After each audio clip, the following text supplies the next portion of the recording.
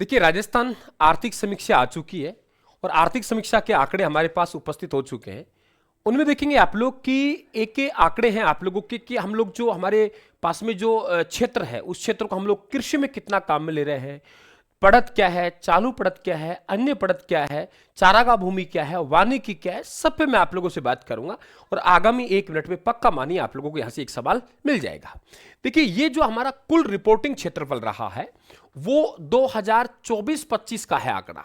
आर्थिक समीक्षा 2026-27 की है, लेकिन 2024-25 के जो हमारे भूमि का जो हमने उपयोग किया है उसका सांख्यिकी आंकड़ा क्या है उसकी बात करें तो हमारे रिपोर्टिंग जो क्षेत्रफल पूछे कभी आप लोगों से कि बताइए रिपोर्टिंग क्षेत्रफल कितना रहा है, ये भी सवाल पूछ सकता है आप लोगों से।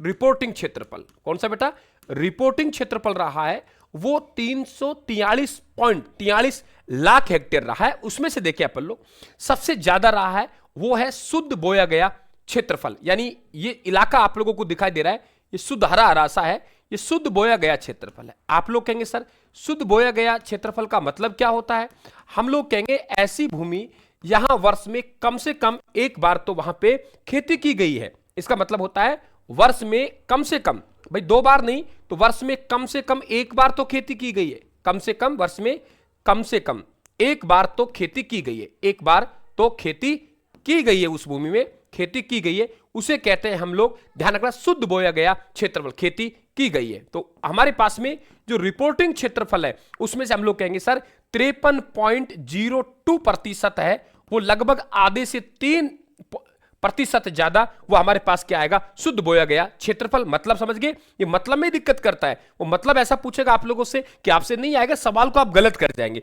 इसका मतलब शुद्ध बोया गया क्षेत्रफल मतलब होता है कि वर्ष में कम से कम एक बार तो वहां पे खेती की गई है।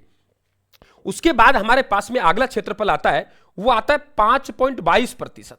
आप कहेंगे सर ये जो हमारा रिपोर्टिंग क्षेत्रफल है इसमें से 5.22% जो हिस्सा है ना, वो किस में आएगा, तो हम लोग कहेंगे सर वो आएगा चालू पड़त। अब वही सवाल कि सर हम चालू पड़त का मतलब नहीं समझते।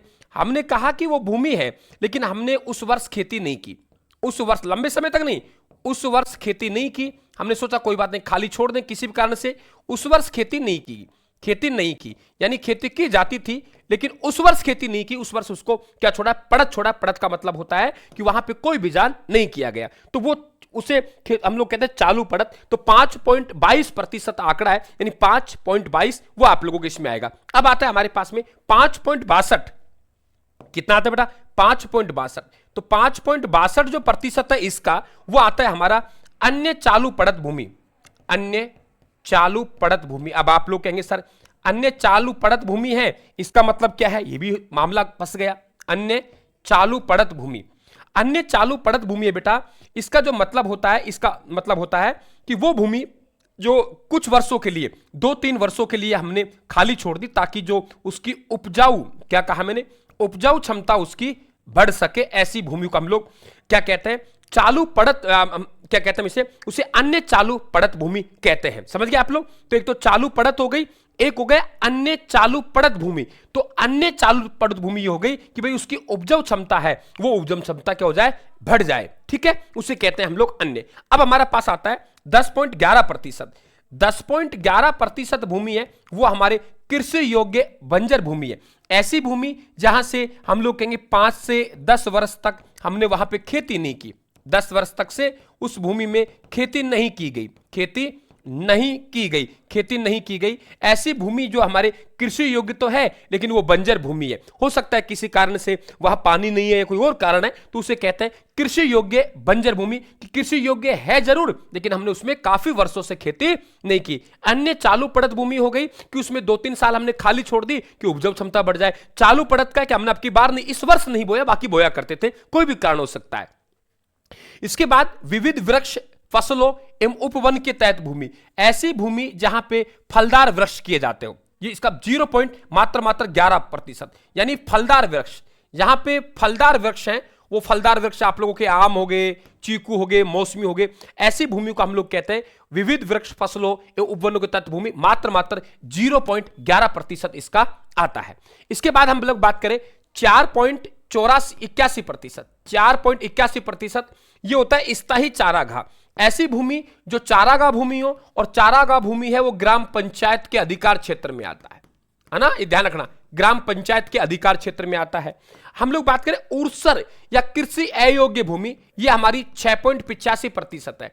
इसका मतलब होता है कि वो भूमि जहां खेती नहीं की सकते, वो आप लोगों के कुछ भी हो सकता है, पहाड़ हो सकता है या कुछ और हो सकता है, यानी खेती नहीं की जाती, किसी भी स्थिति में खेती नहीं की जाती है, खेती नहीं की जाती है, उसे कहते हैं ऊसर तथा कृषि अयोग्य भूमि। इसके बाद आता है गैर कृषि उपयोग अंतर्गत भूमि, यह हमारा 5 पॉइंट कितना आ जाएगा, 96% आ जाएगा। इसका मतलब है ऐसी भूमि जहां गैर कृषि उपयोग अंतर्गत भूमि, यानी यहां पे सड़क बनी हुई है, हम लोग कहेंगे यहां पे मकान बने हुए हैं, यहां पे और कोई बने हुए हैं, माना गया ना कोई, तो वो है हमारे पास में गैर कृषि उपयोग अंतर्गत भूमि। वानिकी भूमि, जो भूमि वन के नाम से दर्ज है, जो भूमि किसके नाम से बेटा, वन के नाम से दर्ज है, उस भूमि को हम लोग क्या कहते हैं, वानिकी भूमि कहते हैं। क्या कहते हैं, वानिकी भूमि कहते हैं। तो आधे से 3 ज्यादा, क्या कहा मैंने, आधे से 3 ज्यादा, तो गुरुजी हमारे पास क्या हो गई, वो ध्यान रखिए, शुद्ध बोया गया क्षेत्रफल, आधे से 3 ज्यादा।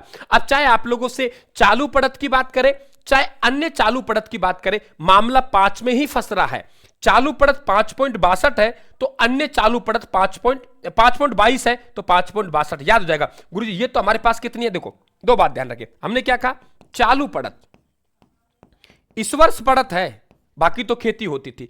अन्य चालू पड़त कुछ वर्षों के लिए हमने खाली छोड़ दिया ताकि उर्वर क्षमता बढ़ जाए, तो कोई बात नहीं गुरुजी, ये हमारी 5.22% है, तो हमारी ये 5.62% है। दोनों को मिला देंगे, 5 और 5 आप लोगों को 10 के आसपास होता है, तो 10.11% है, वो कृषि योग्य बंजर भूमि है। 5.62 कृषि योग्य है, लेकिन काफी दिनों से वो ऐसी है, खेती नहीं की जा रही वहां पे, तो बंजर भूमि है। तो कितना, 5 और 5 10 होता है गुरुजी, 5 1 5 10 10 1 1 करके 5 जोड़े 10.11 है ना। इसी प्रकार से फिर हम वृक्ष, फलदार वृक्ष कितने होते हैं गुरुजी, यहां तो हमने, यहां पे 11 है, यहां से 10 हटा देंगे तो 0.11 रह जाएगा, है ना। तो आप लोगों को याद हो गया, आधे से 3 ज्यादा 53।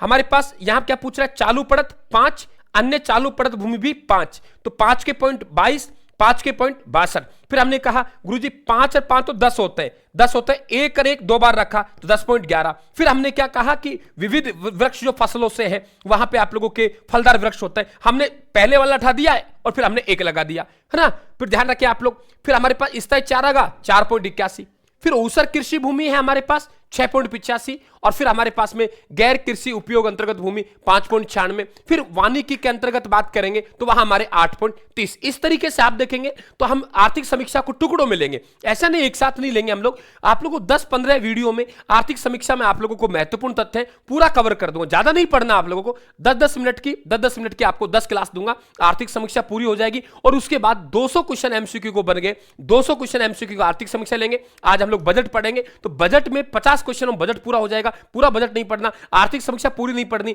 200 क्वेश्चन लूंगा एमसीक्यू जिसमें आर्थिक समीक्षा पूरी हो जाएगी। पीडीएफ आप लोग टेलीग्राम से जुड़े और बिल्कुल हमें चैनल को सब्सक्राइब करके हमारा परिवार का हिस्सा बने, ताकि आप बेहतर अपना रिजल्ट आ सके। थैंक यू, धन्यवाद। क्लास को शेयर जरूर करना, अगर आपको पसंद आए तो लाइक करना, और कैसा लगा मेरा ये सॉल्यूशन ये मुझे जरूर बताएं, क्योंकि इसका मतलब जानना जरूरी था कि इसका मतलब क्या होता है। Thank you, thank you.